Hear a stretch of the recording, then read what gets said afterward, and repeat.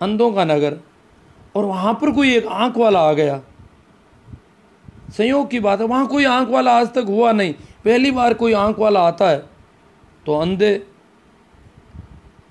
अंधे अलग अलग अपने अपने काम में लगे, आँख वाला दूर से ही किसी के बाबत कुछ कह देता है। अंधों को बड़ा अचरज होता है, ये कैसे हो गया। अंधों की अपनी भाषा होती है, अंधों का अपना व्याकरण होता है।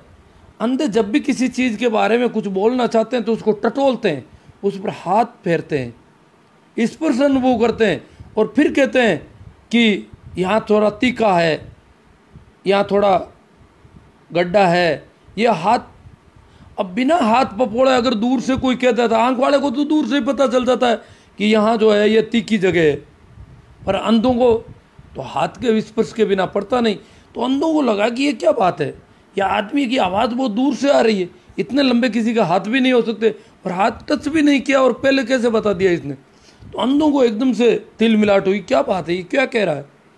अंधों ने कहा कोई इस आदमी के दिमाग में गड़बड़ हो गई है, ये जो बात कर रहा है ये रुग्ण है, ये स्वस्थ नहीं है। स्वस्थ व्यक्ति बात करता है तो पहले टटोल कर देखता है, पूरे तथ्य को पता करता है, फिर उस पर वक्तव्य देता है। परंतु ये टटोल क्यों नहीं रहा है, और बिना टटोले कैसे कह रहा है।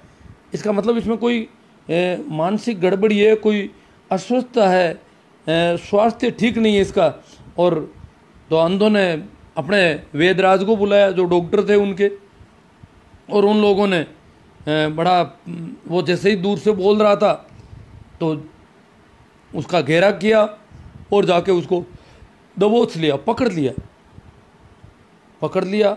अब उसके जगह जगह चेक करने लगे, वेदराज जी नाड़ी देखने लगे, इधर उधर सारा देखते देखते देखते, तो वो फिर भी वो बातें कर रहा है, ये क्या कर रहे हो, वो करो, मुंह से बोल रहा है। बोले क्या बात है। तो यूं करते करते वेदराज जी ने जैसे ही आंखों को दबाया और वो भी एकदम टटोलने लग गया, उसको भी दिखना बंद हो गया, तो वो टटोलने लगा।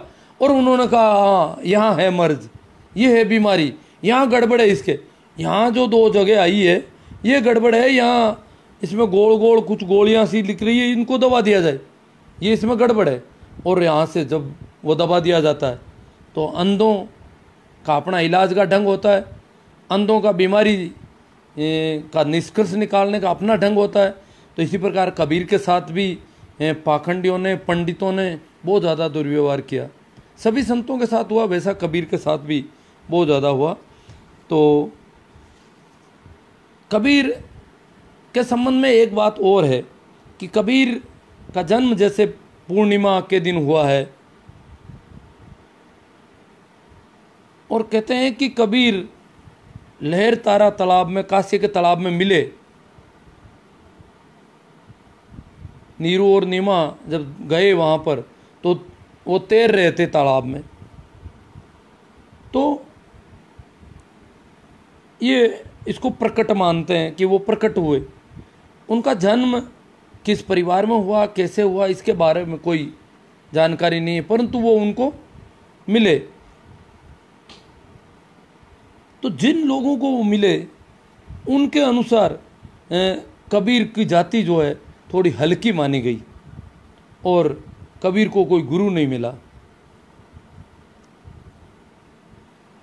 कबीर चाहते थे कि मुझे कोई गुरु मिले तो मैं मेरा मार्ग आराम से खोज सकूं, और इसी तिल मिलाट में वो घूमते फिरते। परंतु उस जमाने के जो गुरु थे रामानंद, वो उन्हें स्वीकार करने को तैयार नहीं थे। तो कहते हैं कि कबीर अंधेरे में जब रामानंद सुबह वहाँ तट पर जाते थे तो पेड़ियों के नीचे बैठ गए, उनको ठोकर लगी। ठोकर लगते ही रामानंद ने कहा क्या है, कोई लड़का आ गया, नीचे कोई आदमी है। तो रामानंद ने कहा उनको कि बोल राम, और कबीर ने राम का उच्चारण किया। कबीर कहते हैं कि मुझे सूत्र मिल गया रामानंद के जरिए। उन्होंने कह दिया राम राम करना है, तुझे राम राम का सुमिरन करना है, बोलना है, याद करना है।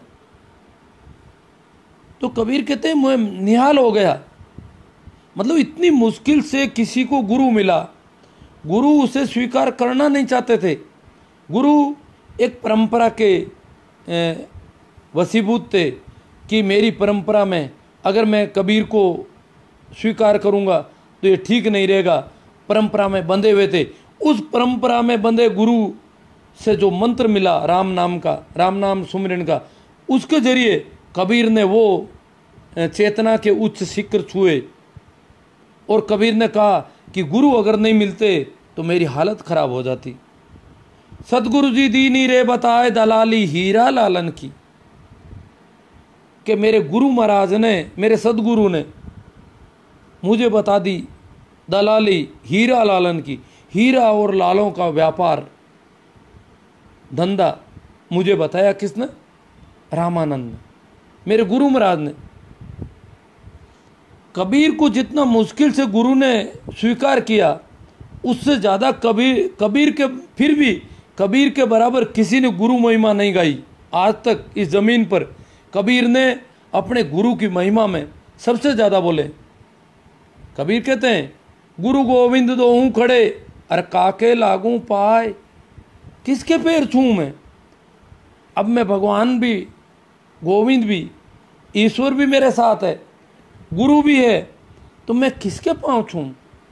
बलिहारी गुरुदेव की और गोविंद दियो बताए, कि गुरु ने मुझे गोविंद बताया है, इसलिए मैं गुरु पर बलिहारी जाता हूं। उन्होंने गोविंद बताया, नहीं तो गोविंद से मेरा कोई परिचय नहीं हो सकता था। गुरु माध्यम है मेरे। तो कबीर ने इतनी गुरु महिमा, वो कहते हैं सदगुरु जी दीनी रे बताए दलाली हीरा लालन की, मुझे हीरा और लालों का व्यापार बता दिया।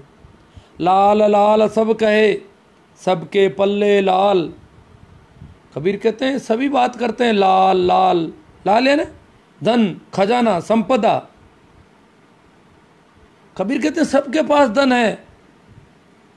लाल लाल सब कहे सबके पल्ले लाल, और खोल गांठ परखे नहीं नर इन विद भयो कंगाल। ये जो गांठ है, जहाँ संपदा है वहाँ पर वो खोजता नहीं है, बाहर खोजता फिरता है।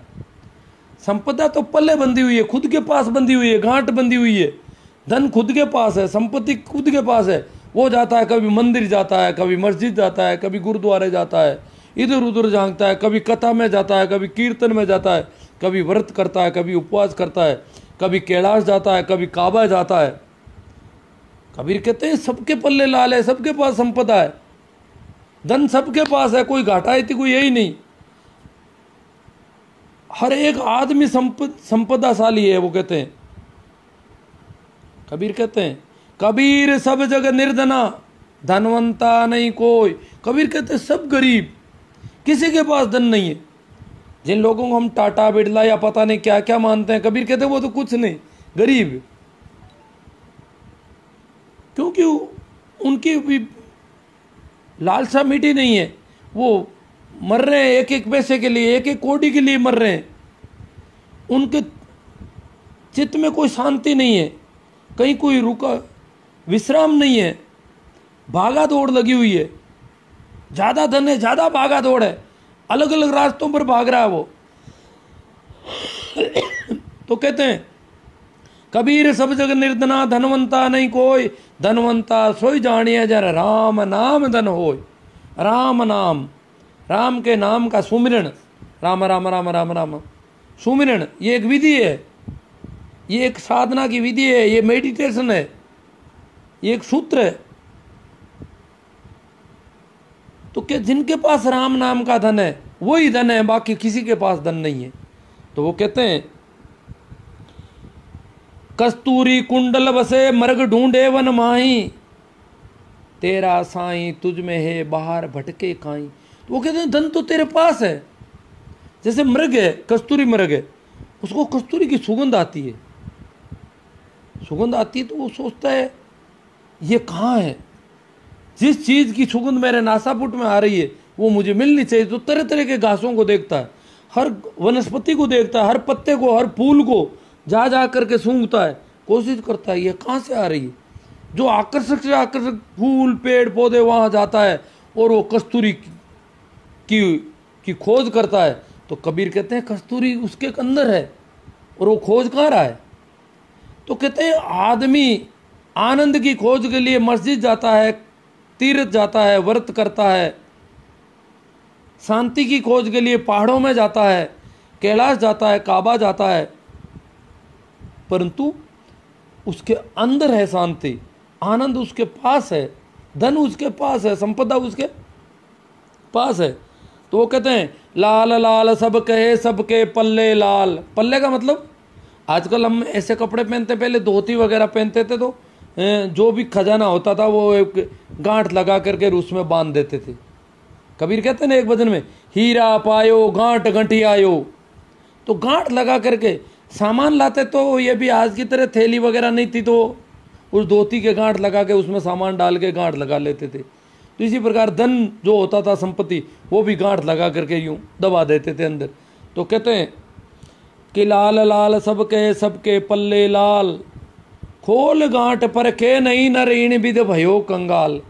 ये कंगाली, ये तोटा, ये दिवाला, दिवाला इस बात का है कि जो संपदा है उसको खोल ही नहीं और बाहर खोज रहा है, कस्तूरी मृग की तरह बाहर घूम रहा है, बाहर देखना चाहता, मंदिर में जाता है, मस्जिद में जाता है, कथा में जाता है, कीर्तन में जाता है, देखता है मैं संपदा लेके आऊंगा, जबकि संपदा उसके पास है। तो क्या लाल पड़ी मैदान में वो खलक उलांग्या जाए। लाल तो पड़ी है, मैदान में है, बाजार में पड़ी है, लाल तो बाजार में पड़ी है। हम जो बाजार में जो काम करते हैं, नित्य का काम करते हैं, उसमें भी लाल है। अगर हम बदमाशी नहीं करें, धोखाधड़ी नहीं करें, ठगी नहीं करें, जालसाजी नहीं करें, तो लाल है, शांति रहेगी। अगर करेंगे तो अशांति खड़ी हो जाएगी, तरह तरह की अशांतियाँ चित्त में गहराती जाएगी। जितना ज़्यादा गड़बड़ी करेंगे उतनी अशांति पैदा होगी।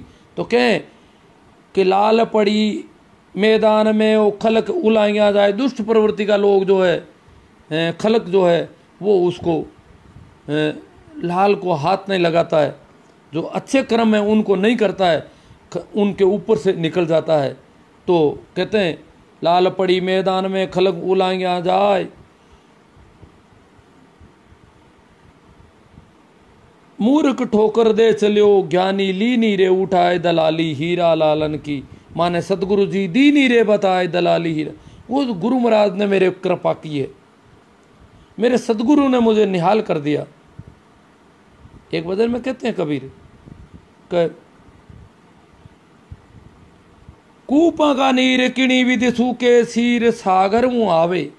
कबीर कहते हैं जिस कुएं में समुद्र का धारा आ रही है, इस कुएं में समुद्र से धारा आ रही है, प्रवाहित हो रही है, वो कुआं कैसे सूख सकता है। हमारा जो हमारे जैसे लोगों को जब कबीर देखते हैं इतने परेशान, इतने चिंतित, मुंह लटके हुए, दुखी, दीनहीन, रूखे सूखे, कोई हरियाली नहीं, कोई खुशी नहीं, कोई आनंद का अतिरेक नहीं, इतने बुझे बुझाए लोगों को देखते हैं, रूखे सूखे लोगों को देखते हैं, तो कबीर कहते हैं ये आदमी जिसमें परमात्मा परम आनंद की धारा प्रवाहित हो रही है, ये आनंदित क्यों नहीं है, ये रूखा सूखा क्यों, ये बुझा बुझा क्यों है। कूपा का नीर किणी विधि सूखे सीर सागर मुँह, उस सागर से इसका नाता जुड़ा हुआ है, उस सागर से इसका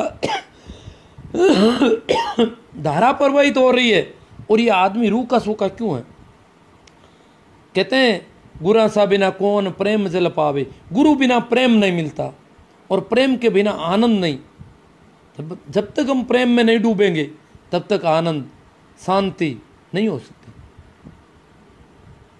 कबीर कहते हैं ढाई आकर प्रेम का पढ़े सुपंडित होय, पोती पढ़ पढ़ जुग मुआ पंडित भया न कोई।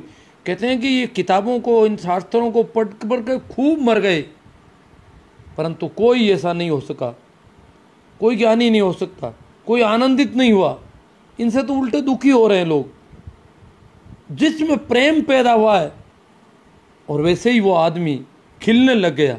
जितना ज़्यादा आप प्रेमी की जितना खिल सकता है वैसा कोई नहीं खिल सकता। इसलिए एक और भजन में थोड़ा सा हमारे ये दुखी, उन्होंने बहुत उसमें उदाहरण दिए उस भजन में। मैं पूरे भजन कहूँगा तो ज़्यादा होगा, या देखता हूँ मैं। वो कहते हैं कूपांगा नहीं रेकिणी विधि सूखे से। वो कहते हैं कि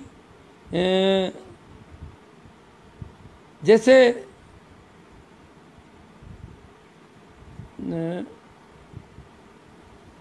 कूपा का नहीं रिकणी विद सूके सीर सागर मुहावे गुरा बिना कौन पल भेद। छोड़ो, ये भजन भी याद नहीं आ रहा है ना।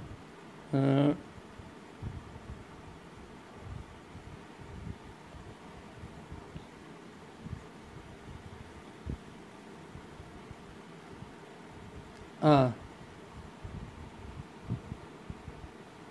और बस ना, वो कहते हैं कि जो फूल में भंवरा जो है बंद होकर के रह जाता है।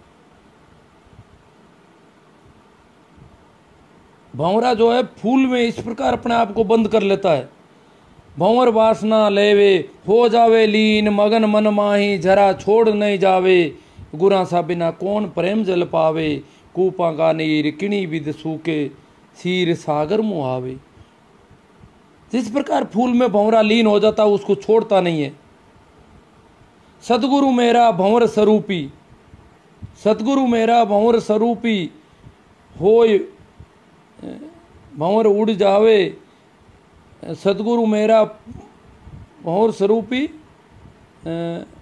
चलो, सतगुरु मेरा चंदन स्वरूपी, मेरे सतगुरु तो चंदन की तरह है। सतगुरु मेरा चंदन स्वरूपी और चंदन सर पर लिपटावे। और जो सांप जो है चंदन पर लिपट जाता है, परंतु वो चंदन में इतना मस्त हो जाता है चंदन की खुशबू से कि अगर कोई चंदन को काटता है तो भी वो फुफकार नहीं करता, वो चंदन के साथ कट जाता है, कटने को तैयार होता था, परंतु वो फूंकार करना बंद करता था। जो सांप है इतना जहरीला है, उसका जहर भी शांत हो जाता है। सतगुरु इस प्रकार चंदन की तरह सतगुरु की सुगंध होती है कि वो कितना भी अगर क्रोधी स्वभाव का व्यक्ति है वो भी शांत हो जाता है। सतगुरु का ऐसा प्रभाव है। तो वो भजन में थोड़ा बोले, आगे दूसरा लेता हूँ। मान की जमारो बीरा एड़ो काई खोवे केसर रुल रही गारा में। कबीर कहते हैं कि मनुष्य ये दुखी क्यों है, परेशान क्यों है, आनंदित क्यों नहीं है। ये तो केसर स्वरूप ही है। जैसे केसर एक पंखुड़ी होती है फूल की, और कहते हैं कि केसर की पंखुड़ी अगर थोड़ी सी पंखुड़ियाँ खीर में डाल दी जाए तो पूरी खीर में उसकी सुगंध हो जाती है, पूरी मिठाई में उसकी सुगंध हो जाती है और उसका रंग भी आ जाता है। हम जो बाज़ार में केसर लाते हैं वो ज़्यादातर नकली बहुत ज़्यादा आती है, अगर असली केसर जो है वो बहुत कीमती होती है। तो कबीर कहते हैं कि मेरे सदगुरु जो है मनुष्य का तन, मनुष्य जो है केसर स्वरूप ही है, मनुष्य केसर के बराबर है। और एक केसर को जो गारा, गीला गारा कीचड़, कीचड़ में अगर डाल दें तो केसर का कोई महत्व नहीं रह जाता है। कीचड़ में केसर अपनी सुगंध भूल जाती है, केसर की सुगंध कोई काम नहीं कर पाती। तो के मान की जमारो बीरा एड़ो काई खोवे आ केसर रुल रही गारा में। मनुष्य जो है केसर के बराबर है और केसर जो है कीचड़ में फंस गया। केसर अगर कीचड़ में फंस जाए तो फिर केसर की सुगंध का कोई वैल्यू नहीं रहती। मनुष्य को हीरा जन्म बताया संतों ने, हीरा के बराबर है। अवतार बताया, मनुष्य जन्म अवतार है, कोई अवतार नहीं अलग, अलग से कोई अवतार नहीं। हम कहते थे वो तो अवतार हो गए, हम क्या करें, नहीं। उन्होंने कहा कि मनुष्य नाम मात्र मनुष्य अवतार है। ये तो केसर स्वरूप ही है, ये तो हर एक के पल्ले लाल है, इसके हर एक के अंदर कस्तूरी है, कस्तूरी कुंडल बसे। इस प्रकार की हालत मनुष्य की है। हर मनुष्य संपदाशाली है, हर मनुष्य आनंदित हो सकता है, ये हर मनुष्य की गुणवत्ता है। तो वो कहते हैं कि मान की जमारो बीरा एड़ो काई खोवे आ केसर रुल रही गारा में। और वो कहते हैं तेरी स्थिति मनुष्य ऐसी हो गई है जिस प्रकार भैंस की हो जाती है। भैंस पदमणि ने हार पहरायो, भैंस जो होती है उसको हीरों का हार, हीरों से जड़ा हुआ हार पहना दे, फिर भी वो जाकर के कीचड़ में बैठती है। भैंस, कबीर कहते हैं भैंस पदमणि ने हार पहरायो बा काई जाने पेरण हारा में। भैंस हार के बारे में जानते नहीं, इसको कैसे रखना चाहिए। जिस प्रकार महारानी को पता होता है कि हार को कैसे रखा जाता है, परंतु भैंस को क्या पता, अगर भैंस के गले में हार डाल दें तो भैंस को तो हार का कोई पता नहीं, वो तो हार को वैसे ही समझती है जैसे जूती टांग दी जाती है उसके भैंस में, कई बार गले में जूती के बराबर समझती है वो तो कहते हैं कि पैर नहीं जाने राख नहीं जाने जाए बेटी गीला गारा में, वो कीचड़ में बैठ जाती है और कीचड़ में भी इस प्रकार लथपथ होने लगती है, चारों ओर कीचड़ का स्वाद लेती है भैंस और पूरे तन को बदन को कीचड़ से सन्ना लेती है। और अगर कई जगह खाली रह जाए तो अपनी पूंछ से चारों तरफ बुर्श के रूप में काम लेती है, पूरा कीचड़ से पोत देती है अपने आप को। तो कबीर कहते हैं कि ये मनुष्य, तो तेरी हालत उस भैंस के बराबर है जो हीरों के हार को कीचड़ में खराब कर देती है। तू हीरा है, भैंस पदमणि ने हार पेरायो बा काई जाने पेरन हारा में, पैर नहीं जाने राख नहीं जाने जाए बेटी गीला गारा में। आगे कबीर और भी देखो, ये मतलब पशुओं से तुलना करते हैं मनुष्य की, क्योंकि पशुओं से आया है, इसमें पशुओं से ज़्यादा गुण नहीं है जब तक ये आदमी आनंद को नहीं प्राप्त कर लेता है, इसलिए संतों ने पशुओं के साथ जोड़ा हमको। खेड़ा पाके रामदास कहते हैं एक जगह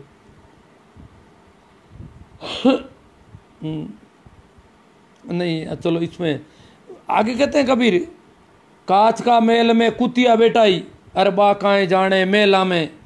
ये मनुष्य तेरी हालत उस कुतिया के बराबर है जिसको कांच के मेल में बिठा दिया जाए, तो कांच के मेल में उसको कुत्ते ही कुत्ते दिखाई देंगे चारों ओर और वो भौंकने लगेगी।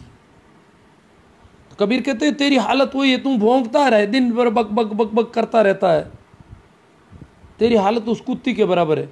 तुझे पता नहीं क्या क्या दिखता है, जैसा है वैसा नहीं दिखता है, तुझे कांच में दिखता है, मायावी चीज़ें दिखती है। तो कहते हैं कांच का मेल में कुतिया बैठाई और वाह काई जाने मेला में, अरे एक एक कांच में दो ही दिखे, अरे बुझ बुझ खोयो जमारा ने मान की जमारो भीरा एड़ो काई खोवे आ केसर रुलरी गारा में। तो इसी प्रकार एक भजन में कबीर कहते हैं, जब मैं भूला रे भाई मेरा सतगुरु जुगत लकाई, क्रिया क्रम आचार में छाड़ा छाड़ा तीर्थ नाना। कबीर कहते हैं मैंने क्रिया कर्म छोड़ दिए, सब आचार आचरण के नियम, सोमवार को क्या करना, मंगलवार को क्या करना, सुबह कितने बजे उठना, क्या करना, नहाना धोना, तिलक चोटी, पता नहीं क्या क्या है, मैंने वो सब छोड़ दिया। क्रिया कर्म आचार में छाड़ा छाड़ा तीर्थ नाना, मैंने तीर्थ नाना छोड़ दिया। कबीर गंगा के किनारे पैदा हुए, काशी भारत का प्रमुख तीर्थ स्थान है, तो कबीर कभी गंगा नहीं गए नहाने के लिए। दुनिया दूर दूर से लोग गंगा नहाने के लिए आते पर कबीर कभी नहीं गए। कबीर और रैदास उसी नगरी में पैदा हुए जहाँ गंगा बहती है, और वो कहते हैं क्रियाकर्म आज, और वो बहुत क्रियाकर्म चलते हैं गंगा के, कर्मकांड प्रधान। भारत में सबसे ज़्यादा अगर कई कर्मकांड होते हैं तो वो है काशी, त्रिलोक से न्यारी। तो यहाँ तो सारे पाखंड का गढ़ था वहाँ पर, और वहीं कबीर पैदा होते हैं। देखो बड़ी प्रकृति की कृपा, अस्तित्व चाहता है कि जहाँ ज़्यादा अंधेरा है, घना अंधेरा, वहाँ कोई दिया जले। इतना गहरा अंधकार, इतने कर्मकांड, इतने रोज तरह तरह के क्रिया कर्म आचरण के नियम, वहाँ कबीर खड़े होते हैं। और वो कहते हैं दूर दूर से लोग वहाँ आ रहे हैं, और कबीर कहते हैं मैं तो नहीं करता ही। क्रिया कर्म आचार में छाड़ा छाड़ा तीर्थ नाना, अरे सगरी दुनिया भई सयानी मैं ही एक बोराना। पूरी दुनिया समझदार बनी हुई है, आज 11 है, आज अमाउस है, आज वो है, आज ये है, ये गाय है, ये कवेंस है, ये काली कुत्ती है, ये वो है, पता नहीं। कबूतर को दाना देना है तो बाकी वाले जानवरों का क्या दाना नहीं खाना चाहिए उसको।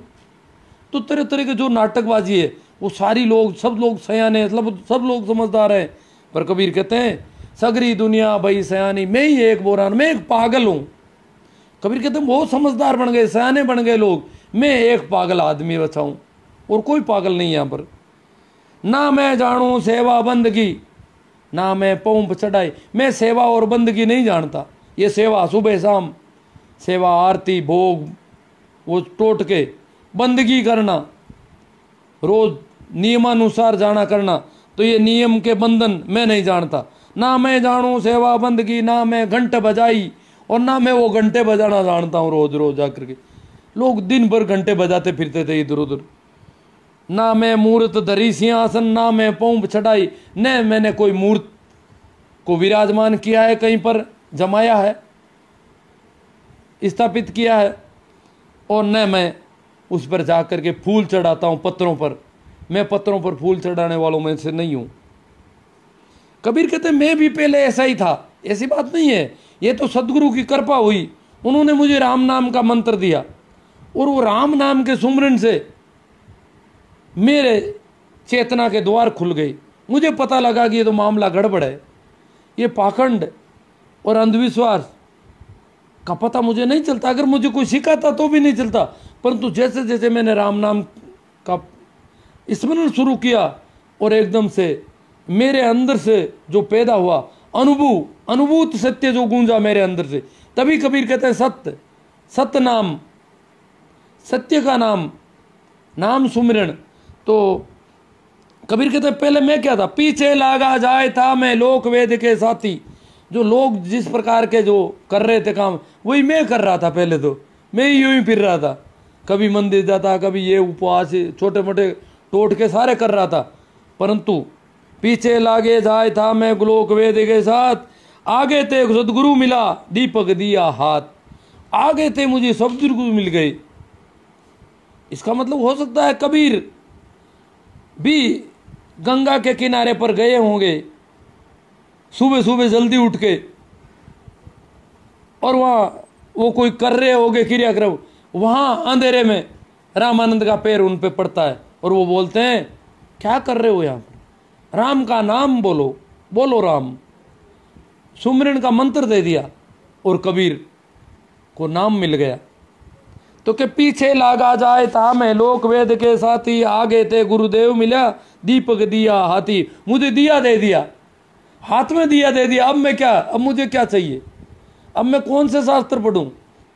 शास्त्रों के खिलाफ बोलते हैं कबीर, कहते हैं पोती पढ़ पढ़ जुग मुआ। ये शास्त्र पढ़ पढ़ कर बहुत सारे लोग मर गए, इनसे कुछ नहीं।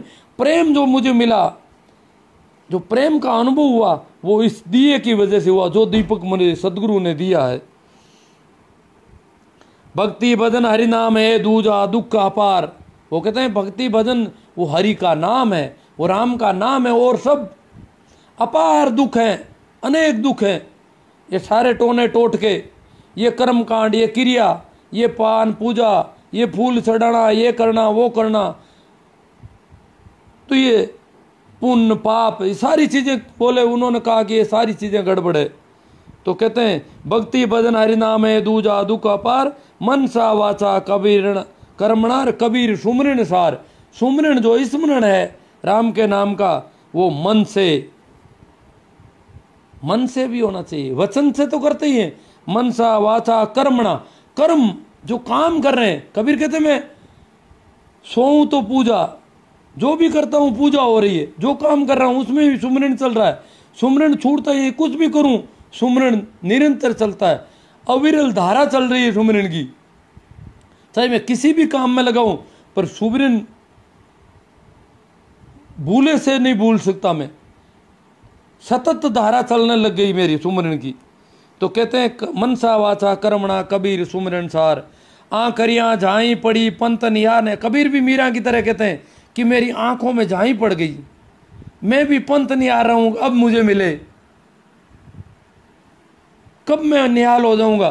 पंत निहार निहार जी बढ़ लिया छाला पड़ा, राम पुकार पुकार, राम राम राम राम, मेरी जीभ के छाले पड़ गए, इतनी गहरी पुकार।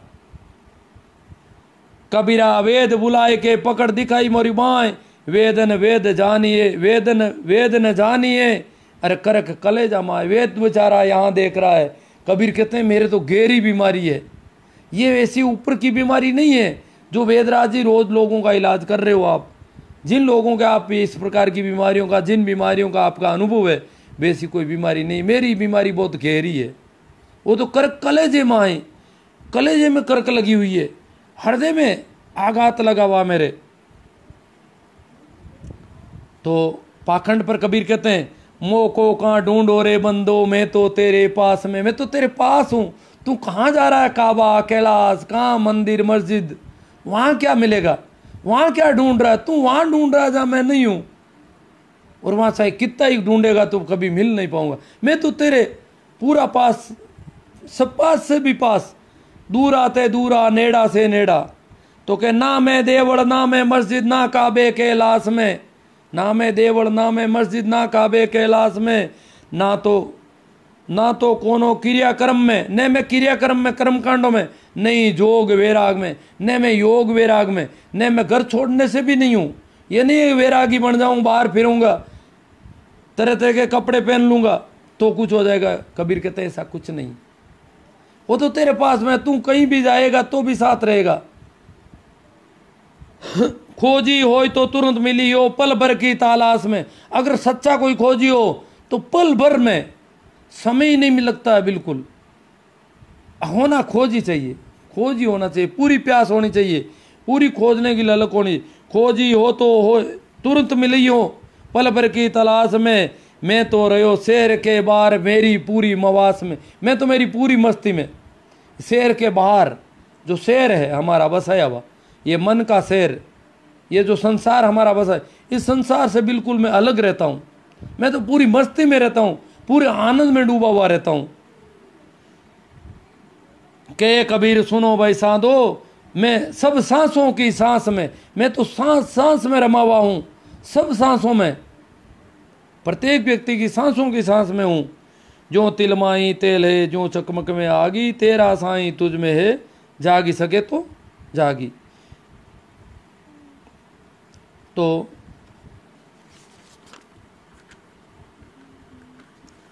वेद के सरगुण के आगे निर्गुण का विश्राम। हाँ, कबीर के बाबत लोगों ने बहुत ज्यादा, एक तो देखो भक्ति जो आंदोलन है बहुत बड़ी क्रांति है।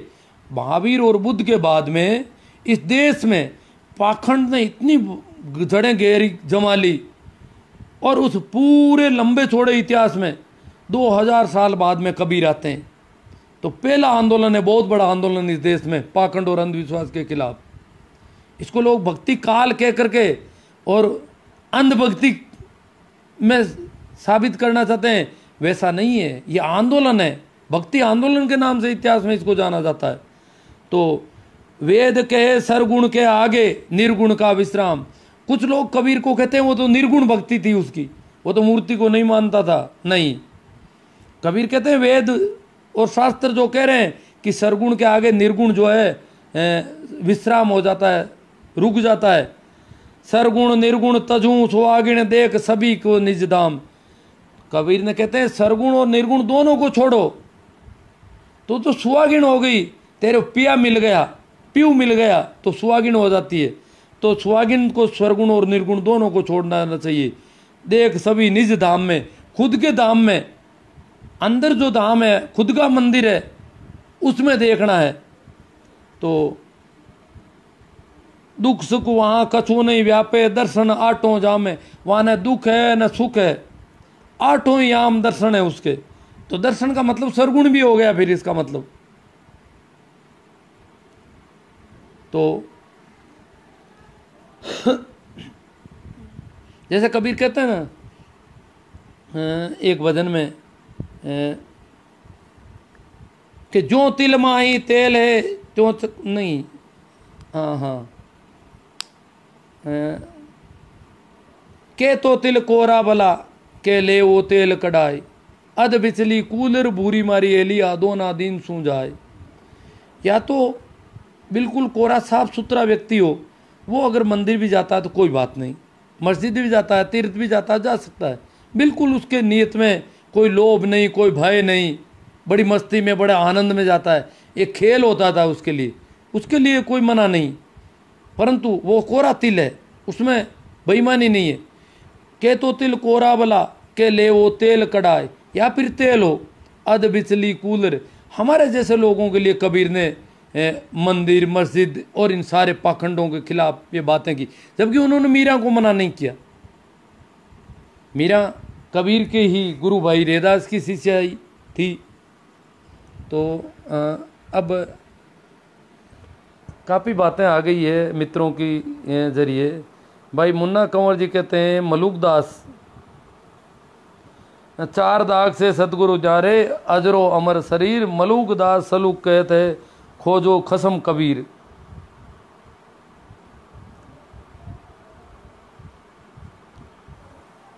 जो दाग है, दाग का मतलब जो दहन है, जो पीड़ाएं हैं हमारी, उन सब से जो है सतगुरु अलग है, ऐसा कुछ है इसमें। गुरुजी जितना इस कार्यक्रम में एस सी से जुड़ा हुआ, वरना ओबीसी जुड़ जाए तो इस यूनिवर्सिटी नो बना दिए।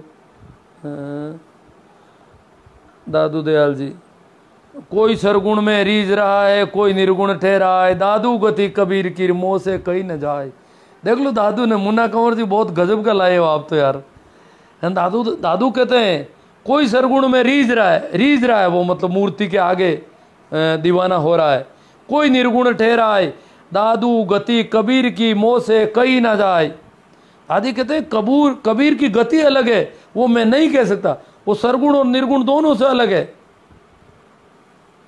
दादू दयाल, जिन मोह को निज नाम दिया सोई सतगुरु हमार, दादू दूसरा कोई नहीं कबीर सृजनहार। निज नाम दिया, जो राम नाम का सुमरण, ये सारे संत जो हैं कबीर से ये एक शुरू होती है धारा, और इस देश में लंबे समय तक ये राम नाम सुमरण के जरिए जो भक्ति आंदोलन चला, इसने पाखंडियों की जड़ें हिला दी थी। तिलमिलाट हो गई थी पंडितों में, जो मंदिर के नाम पर बिजनेस कर रहे थे, धंधा कर रहे थे, कमाई कर रहे थे, लूट मचा रखी थी, उनकी हालत खराब हो गई थी। धर्मदास जी कहते हैं बाजा बाजा रईत का पूरा नगर में शोर, सतगुरु खसम कबीर है नजर न आवे और। कबीर को खसम मानते हैं, पिया मानते हैं। धर्मदास तो अपने आप को एक स्त्री की तरह प्रस्तुत कर रहे हैं, धर्मणी। भजन में जगह जगह धर्मदास अपने बारे में कहते हैं मैं तो धर्मणी, तुमने आते जगत में कौन हर तो मारी पीर, बेजाती बेवाल भजन बिना मैं यूं जाती। तो इस प्रकार वो अपने आप को एक स्त्री का अहंकार बहुत कम होता है, तो वो एक तरफ से प्रियतम माँ बन जाती है। खसम कबीर, कबीर मेरे पति है। सूरदास जी कहते कोटिन ही पैगंबर भय कोटिन गोसिकतूब, कोटिन ही अवतार भय कबीर एक का एक। संत दास जी, द्वापर अंत में राधेपति, त्रेता में रघुवीर, नरसिंह पहला सुमरता सो सत शब्द कबीर। गोरखनाथ नो नाथ 84 सिद्ध इनका अनद ज्ञान, अविचल ज्ञान कबीर का ये गति बिरला जान। तो सभी संतों ने कबीर के बाबत कई बातें कही है। नाभादास कहते हैं वाणी अरबों खरब है ग्रंथ कोटि हजार। कबीर की वाणी कबीर के बराबर कोई नहीं बोला, कहते हैं इतने ज़्यादा बोल गए कबीर कि वाणी अरबों खरब है ग्रंथ कोटि हजार, करता पुरुष कबीरे नाभे किया विचार। नाभादास ने कहा है कि एक पुरुष कबीर हुए हैं, और नाभे कहते हैं वो उनकी वाणी है सारी। साहेब कबीर समृत आदि अंत सर्वकाल, ज्ञान गम्या से दे दिया कह कबीर दयाल रे दास दयाल। रामानंद का बढ़िया कबीरा रया जुत्या क्यों पाया है, कहवे तो हाड़ी है बावरा और नहीं बेल पराया है। अब मैं ज़्यादा तो इनको अर्थ तो जानता नहीं होता,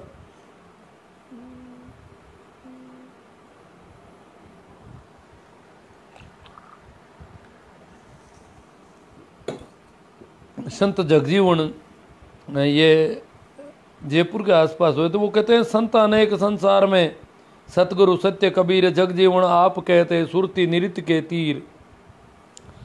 सुखरामदास जी बिराई के, आत्म में परमात्म दर्शे परमात्म में झाई, झाई में पर जाई दर्शे लखे कबीरा साई।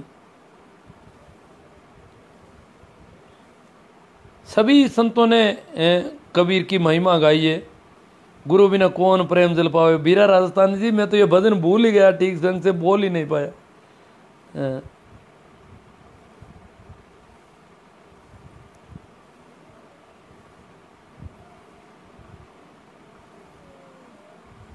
डींगरा और हार हाँ, डींगरे की तरह वो लिखते रहो कैसे को भी ना। भेंस पदमणी ने हार पहरायो वाह काई जाने पैर हारा में, पैर नहीं जाने राख नहीं जाने जाए बेटी गीला कर। वो कादे में कीचड़ में इस प्रकार सन जाती है कि बाहर निकलती है तो वैसे लगता है कोई जूती टंगी है, लिखते रहा है, हार नहीं है। खारडो के अगर अपना कबीर जी की जयंती को आपको हार्दिक शुभकामनाएं। हाँ, सभी को शुभकामनाएं। सतगुरु दाता राम जी भली बताई बात, करना था सो कर ले बंदा नहीं चलेगा साथ। सरगुण और निर्गुण दोनों का ही महत्व है, दोनों ही पथ एक मंजिल पर ले जाते हैं। रामकृष्ण काली के उपासक थे, रामकृष्ण है, मीरा है, कर्मा है। गुरुजी सर जी आप तो सही सनातनी बात बता रहे हो, जय हो गुरुजी। मोहम्मद लाल जी कह रहे हैं मंदिर जाना बुरा नहीं, मगर सचमुच जाए तो ही बात है। नजर भगवान की मूर्ति की तरफ हो न कि जूतियों की तरह। सुरेश जी आत्म साक्षात्कार दिवस पर सभी मित्रों के लिए चुनौती स्वीकार करने के अवसर पर उपयोग करने की क्षमता है प्रार्थना। संत कबीर जयंती पर नमन। इन्होंने कोई भजन लाए हैं मेघवंशी जी। मोह को कहाँ ढूंढे रे बंदा मैं तो तेरे पास, ना मैं नहीं खाल में नहीं पोंछ में, ना हड्डी में मांस में, ना मैं देवल ना मस्जिद काबे केड़ा, ना तो कोनो क्रियाक्रम में खोजी हो तो तुरंत मिली हो। मैं तो रहो शहर के बाहर पूरी अपनी मवास में, कहे कबीर सुनो भाई साधो मैं सांसों की सांस में। हाँ, इन्होंने पूरा पूरा बोल दिया इसको। हमारे लिए तो आप विश्वास श्रद्धा प्रेम भक्ति सोपान, प्रेम आप पेड़ से ही करो तो भी। हाँ, अपन मूर्ति से प्रेम कर सकते हैं, पत्थर से, और पेड़ से नहीं कर पा रहे हैं। देखो हमारी स्थिति, किसी कुत्ते के, गाय के सामने, भैंस के सामने भी हम बैठ सकते हैं। उनकी आंखों में आंखें डालकर हम मुस्कुराते हैं तो लोग पागल कहेंगे। मूर्ति के सामने लोग मुस्कुराते हैं पर लोग वो समझदार कहलाते हैं। पत्थर के सामने जो नाचते हैं वो समझदार कहलाते हैं। अगर भैंस के सामने कोई नाचे तो उसको मूर्ख माना जाता है इस देश में। देखो आदमी की समझ को देखो। अगर कोई भैंस के सामने, अगर कोई गुलाब के फूल के पौधे के चारों ओर नाचे, गीत गाए, गुनगुनाए, हंसे, मुस्कुराए, उसको देख करके राजी हो तो लोग पागल मानेंगे उसको अस्पताल पागल खाना ले जाएंगे। कोई भैंस के सामने, कोई कुत्ते के सामने उसकी आंखों में झांकें और मुस्कुराएं, आनंदित हो तो लोग उसको पागल मानेंगे। और पत्थर की मूर्ति के सामने कोई ऐसी बेवकूफ़ियाँ करता हो तो उसे भक्त मानते हैं, उसे समझदार माना जाता है। ये इस देश का उसूल है, क्योंकि ज़्यादातर लोग वही बेवकूफ़ी करते हैं, पत्थरों के सामने करते हैं। जो जीवित परमात्मा जहाँ खड़ा है, कुत्ते में जो परमात्मा है, जो फूल में परमात्मा है, जो पेड़ में परमात्मा है, जो भैंस में परमात्मा है, उसके सामने नाचें तो गलत माना, उसके सामने कीर्तन करें तो उसे ठीक नहीं माना जाता।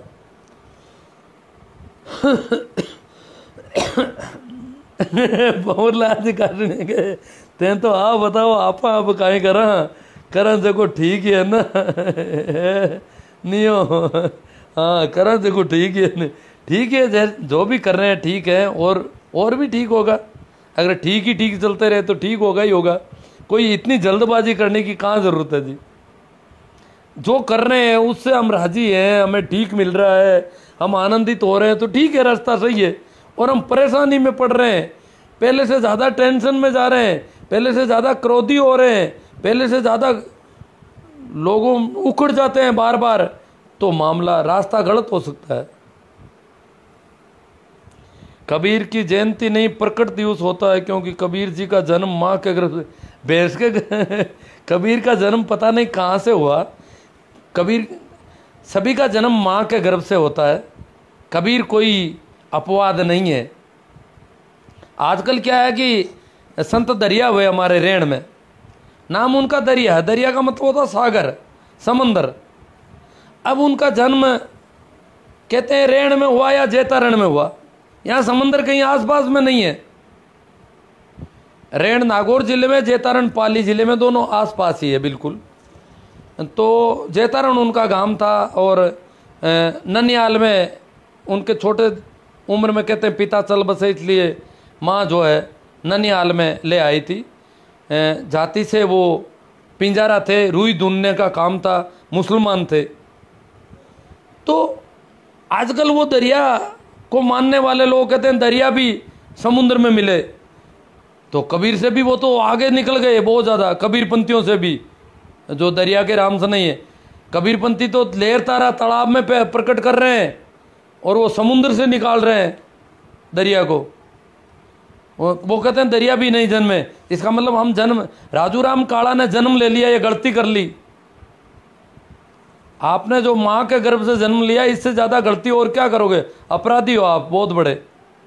और आप तो अब माँ के गर्भ से जन्म ले लिया, इसका मतलब आपको राम नाम कर ही नहीं सकते। राम राम कैसे करोगे? क्योंकि उसमें प्रकट होना ज़रूरी था। चाहे कई छोटे नाले में पैदा हो जाते, कहीं भी पैदा हो जाते, कहीं थोड़े से पानी में भी हो जाते तो ठीक होता, प्रकट होते तो अच्छा रहता। माँ के गर्भ में जन्म लेना कोई अपराध होता होगा इनकी दृष्टि में। कबीर का जन्म माँ के गर्भ से हुआ है। हाँ, कबीर की माँ ने कबीर को छोड़ दिया होगा किसी लोक लाज की वजह से, किसी कारण से वो कबीर को रख नहीं पाई।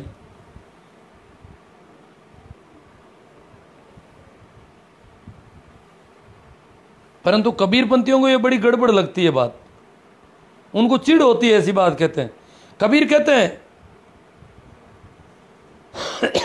अपने उपजा पूत कमाल, कबीर वाणी में ये बात आती है। कबीर कहते हैं मेरे बेटा जो है कमाल उनका बेटा कहलाता है। लोई के संबंध में बानन गणन समारण सोई, कहे कबीर सुने सोई लोई, कहे कबीर सुन है लोई, ए लोई सुन तू। कबीर क्या कह रहे हैं तुझे? सुन है लोई, भानन गढ़न संवारण सोई। वही भानन वाला है, वही गढ़ने वाला है, वही बनाने वाला है, वही मिटाने वाला है। परमात्मा के संबंध में लोई से जो चर्चा कर रहे हैं कबीर, तो कबीर की पत्नी लोई है। अब लोग कहते हैं कबीर तो कंवारे थे, तो कंवारे होना ज़्यादा ठीक रहता है क्या? क्योंकि ये ज़्यादातर साधु बनते हैं आजकल, ज़्यादातर कंवारे ज़्यादा बनते हैं लोग। तो वो सोचते हैं जो शादी कर लेते हैं वो गड़बड़ हो जाते हैं। और कबीर का तो अपना कुनबा था, अपना परिवार था। कबीर का भी जन्म, कबीर कोई अपवाद नहीं है जन्म के मामले में। हाँ, मुकेश कुंवर जी क्या कह रहे हैं? कबीर जी खुद भगवान थे, उन्होंने जन्म नहीं लिया अवतरण हुआ है। कबीर तो कहते हैं मानुष तन अवतार है, प्रत्येक मनुष्य अवतार है, कोई गट खाली नहीं है। सब गट मेरे साईं, खाली गट नहीं कोई। और कबीर ने कभी नहीं कहा कि मैंने जन्म नहीं लिया। ये बेवकूफ़ी कबीरपंथी करते हैं। कबीर वाणी में कहीं कबीर कह देते कि मैं अलग हूं, तुम मेरी बराबरी नहीं कर सकोगे। उन्होंने तो कहा प्रत्येक मनुष्य अवतार है। अरे तुम सुमरण करो तो सही। कबीर ने आह्वान किया है कि जब मुझे मिल सकता है तो तुम्हें क्यों नहीं मिलेगा? सब गट मेरे साईं, खाली गट नहीं कोई। हर गट में मेरा साईं है, मेरा परमात्मा हर गट में है, हर व्यक्ति के पास है। मानुष तन अवतार है, मनुष्य मात्र अवतार है। वो कहते हैं हीरा जन्म बताया मनुष्य को। और ये कबीरपंथी कितनी बेवकूफियां कर रहे हैं कबीर के नाम पर। मुकेश कुमार जी, आप कबीरपंथी है मुझे लगता है। अवतरण हुआ मतलब प्रकट हुए, 120 वर्ष के प्रकट शरीर लेटर, क्या पता क्या क्या कहना चाहते हैं ये लोग। कबीर ने तो नहीं कहा कभी वाणी में कि मैं तो प्रकट हुआ हूं भाई। धर्मीदास, तू तेरी माँ के पेट से जन्मा है, तेरा कुछ नहीं सुधार होने वाला है। पहले किसी नाले में से, किसी नदी में से निकल गया, प्रकट हो। कबीर ने धर्मीदास को उठाया पूरी तरह से, कहा मिलेगा तुझे आराम से। हाथ पकड़ के खड़ा किया है गरीबदास को, धर्मदास को, कई लोगों को कबीर ने हाथ पकड़ के खड़ा किया है। कबीर ने यह नहीं कहा कि मैं तो अवतार हूं, मेरा तो अवतरण हुआ, मैं प्रकट हुआ हूं, तुम क्या जानो, तुम या मेरे पास क्यों आते हो? कबीर ने कभी नहीं कहा। गीता जी, सीता जी, पता नहीं क्या क्या है ये, तत्वदर्शी। इस पर देखो, क्या देखूं साहब, इस गीता जी को देखूं, गीता कर कबीर तो शास्त्र बात ही नहीं करते शास्त्रों की तो बात ही नहीं करना चाहते वो, मैं क्यों करूं सुरेश जी नमन प्रणाम श्री चरणों में। अब ये मुकेश कुमार जी ने कुछ फेसबुक पोस्टें दी है, पर ये तो मैं अभी नहीं देख पाऊंगा ना, इसके लाइव के जरिए टाइम में नहीं देखा जा सकता। मौलिक अनुभव बताओ पवनलाल जी का आप क्या संदेश देना चाहोगे? मैं तो कबीर का संदेश ही आपके सामने रख रहा हूँ मेरी तरफ से, क्योंकि मैं कोई पहुंचा हुआ पुरुष नहीं हूँ, इसलिए मैं कोई संदेश देना का अधिकारी नहीं हूँ। परंतु जो कबीर कह रहे हैं उसकी मैं कुछ गवाही देता हूँ। मैं कुछ ये मानता हूँ कि कबीर ने जो बातें कही है वो एकदम सही है, क्योंकि उसका कुछ अनुभव मैंने पाया है। जो अनुभव पाया है उसकी वजह से कह रहा हूँ मैं। बाकी मेरा कबीर से कोई प्रेम नहीं हो सकता, मेरे अनुभव की वजह से इन लोगों से ज़्यादा प्रेम हो रहा है, अन्यथा होता नहीं। ओम गोटवाल जी क्या कह रहे हैं? संत कबीर साहिब की जन्म जयंती, महान क्रांतिकारी विचारक संत को कोटि कोटि प्रणाम। माटी से आया है मानव फिर माटी में मिलेगा, घिस घिस साबुत तन को धोया मन को कर दिया मेला। वाह भाई वाह, क्या बात है। जो मन का साबुन मेल उतरना बहुत ज़रूरी है। ये जब तक पेट में पत्थर रहेंगे। नेमी जी सोमड़वाल कहते हैं भारत में ही हुए हैं या पूरे विश्व में पाखंडी हुए हैं? भारत का क्या है कि आध्यात्म सबसे पुराना है, पुरानी सभ्यता, इसलिए पाखंड की जड़ें ज़्यादा गहरी है यहाँ पर। बाकी पाखंड सभी जगह हुए हैं।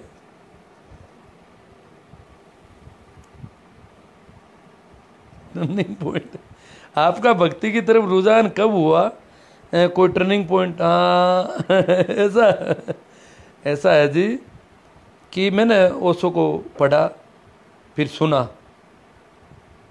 तब तक तो बातें थी, बातें तो ओशो की बहुत तेज तरार थी, तर्क था उनमें, बहुत गहरा तर्क था, ज्ञान की बातें थी, पढ़े लिखे व्यक्तियों की बातें थी, तो बातें बातों में बातें कर रहा था।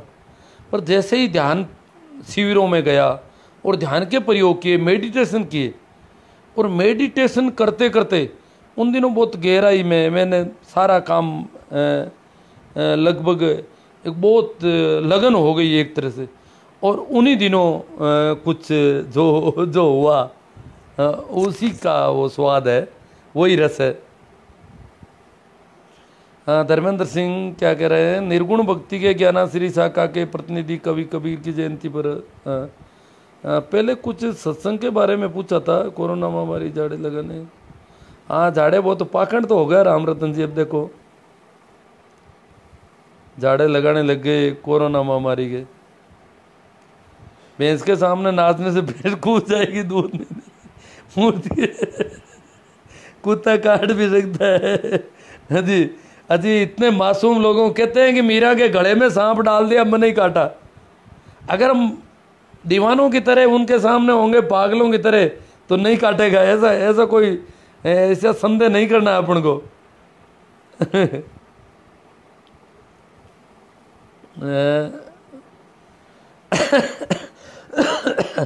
भैंस के सामने नाचने से भैंस कूदेगी या नहीं कूदेगी, परंतु घर वाले भर्ती करवाने के लिए ले जाएंगे हॉस्पिटल कि पागल हो गया है। हाँ, दरिया नदी को भी कहते हैं, समुद्र को भी कहते हैं। गुजराती में समुद्र को भी दरिया कहते हैं। वैसे हिंदी में दरिया नदी को कहते हैं, दरियाव समुद्र को कहते हैं। और संत दरिया को दरियाव महाराज भी कहते हैं, दरिया भी कहते हैं। और गुजराती में जो है समुद्र को भी दरिया कहते हैं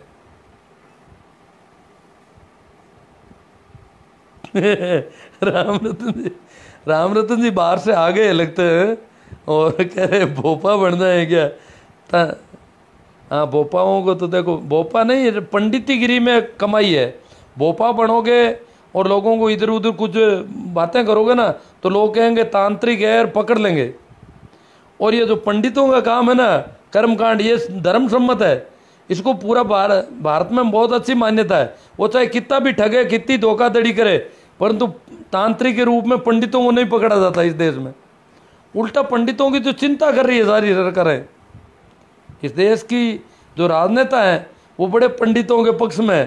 पंडित, मुल्ला, मौलवी, वैसा कोई धंधा पोप पादरियों वाला कोई कर लो। भोपा में तो भोपा को तो तांत्रिक के रूप में दंडित भी कर सकते हैं, पंडितीगिरी कर सकते हैं आप। संस्कृत के थोड़े मंत्र वंत्र झूठे सच्चे सीखे, एक तेमल ला करके इस प्रकार चोटी वोटी यहाँ सारे तिलक मांडे करके कर सकते हैं, ये धंधा हो सकता है। पवनलाल जी को बहुत अच्छा लाइव लगा है, बहुत अच्छी बात है। सर जी, आप सभी को संत कबीर साहिब के प्रकट दिवस पर वहाँ मोड़ा राम जी दान का सभी को, सभी लोग इस पर कर रहे। सर, आपके फेसबुक लाइव में मैं काफ़ी बार आ चुका हूँ। मेरा व्यक्तित्व ये कहता है कि सर आपके काफ़ी हद तक हर एक के बारे में तर्कपूर्ण सटीक जानकारी है। आपकी बातों से प्रभावित हुआ हूँ। रामदेव जी जमेरिया, हाँ, आप देखो, नहीं होना चाहिए किसी की बातों से प्रभावित। तो वैसे जो भी है, प्रभाव से एक न एक दिन मुक्त होने, क्योंकि ये बंधन है प्रभावित होना, और संतों का मामला है बंधन से छुड़ाने का कोशिश होती है।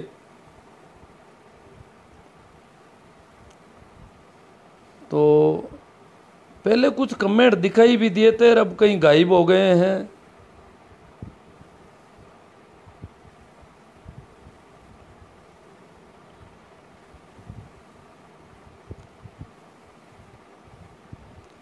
कबीर इज गॉड, मुन्ने मुकेश कुमार, हाँ, कबीर भगवत्ता है, भगवान है। मीरा भी भगवान है, सभी भगवान है। जिन्होंने अपने अनुभव में पा लिया वो सभी भगवान है।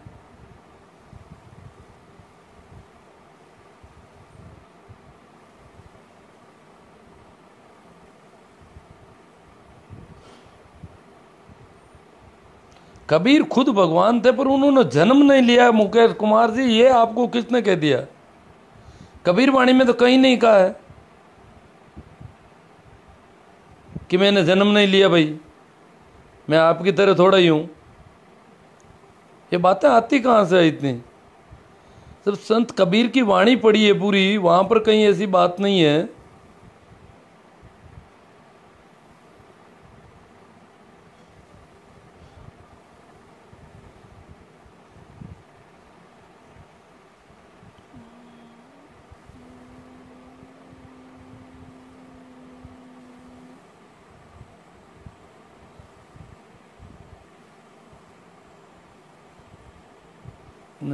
प्रभु सिंह जी कहते हैं भैंसा महिषासुर है। आप देखो, आप तो असुर, तो किसी को भी असुर कह सकते हो। लोग तो महिषासुर की पूजा कर रहे हैं। हाँ, आपने भैंसा को बदनाम कर रखा है ना।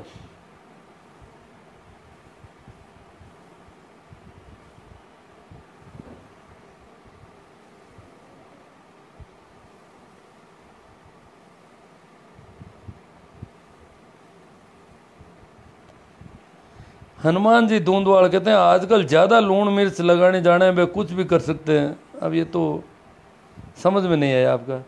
वीरेंद्र जी गोयल, पाखंड और अंधविश्वास समय के साथ क्यों बढ़ रहे हैं? पाखंड और अंधविश्वास सदैव रहे हैं इस जमीन पर। संतों ने बहुत बोला है इसके खिलाफ। कबीर ने अगर इतना पाखंड और अंधविश्वास के खिलाफ बोला है तो शायद आज से भी ज़्यादा पाखंड और अंधविश्वास था उस समय।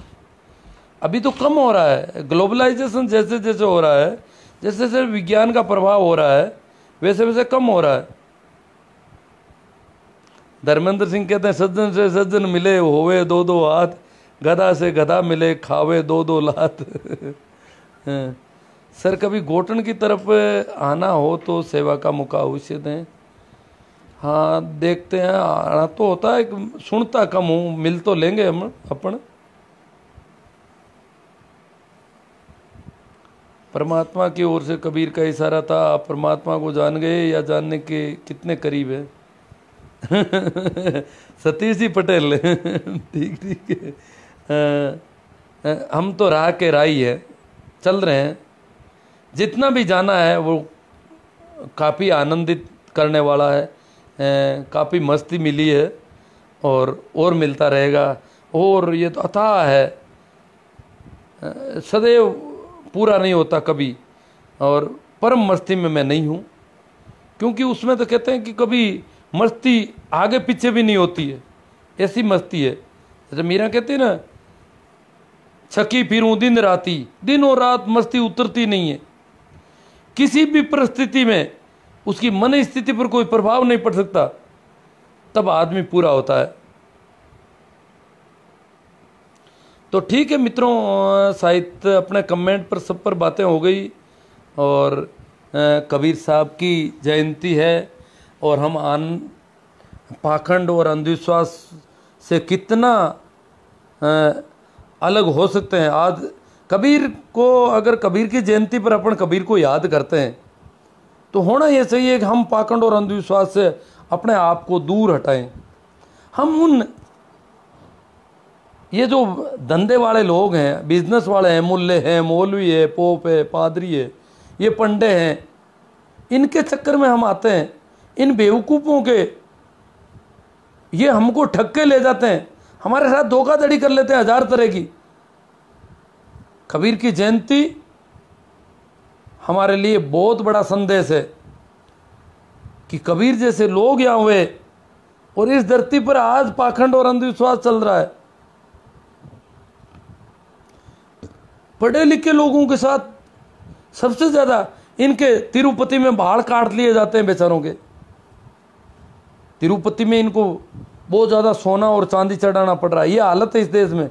कबीर के इलाके में जहाँ कबीर हो जाते हैं, जहाँ बुद्ध हो जाते हैं, जहाँ महावीर हो जाते हैं, जहाँ रैदास होते हैं, मीरा, दरिया, दादू, बहुत लंबी चौड़ी, मलूक, पलटू, चरणदास, रामदास, श्रृंखला है लंबी चौड़ी संतों की, गोरख, पतंजलि, वहाँ पर इतना पाखंड और अंधविश्वास।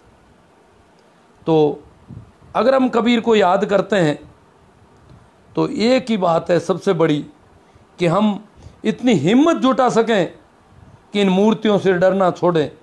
इन मूर्तियों के सामने भिखमंगों की तरह खड़े नहीं हों, इनसे कोई अपेक्षाएं नहीं पाल लें।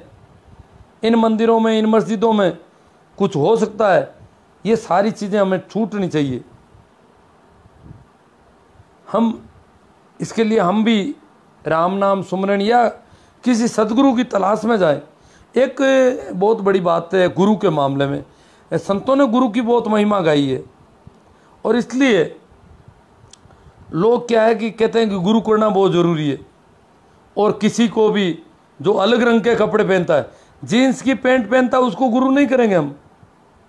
वो तो जीन्स की पैंट, जो कपड़े को लपेट के आता है, रंग रंगीले कपड़े, तिलक छापे, पता नहीं, या मौलवी की टोपी लगा के आता है, कुछ कुछ सांग करता है, पाखंड करता है, धोखाधड़ी करता है, उसको हम गुरु बना लेते हैं, उसके शिष्य हो जाते हैं, उसके शागिर्द हो जाते हैं, तो बहुत बड़ा धोखा खा जाते हैं।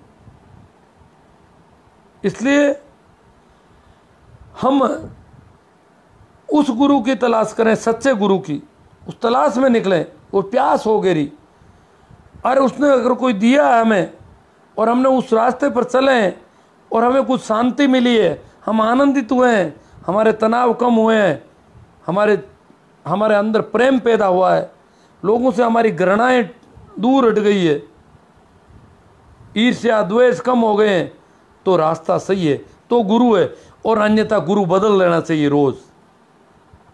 संतों ने बहुत गुरु बदले हैं, किसी एक को पकड़ के नहीं बैठे हैं कभी। तो यही सबसे बड़ा है कि हम कबीर जयंती पर, कबीर जन्मदिन पर हम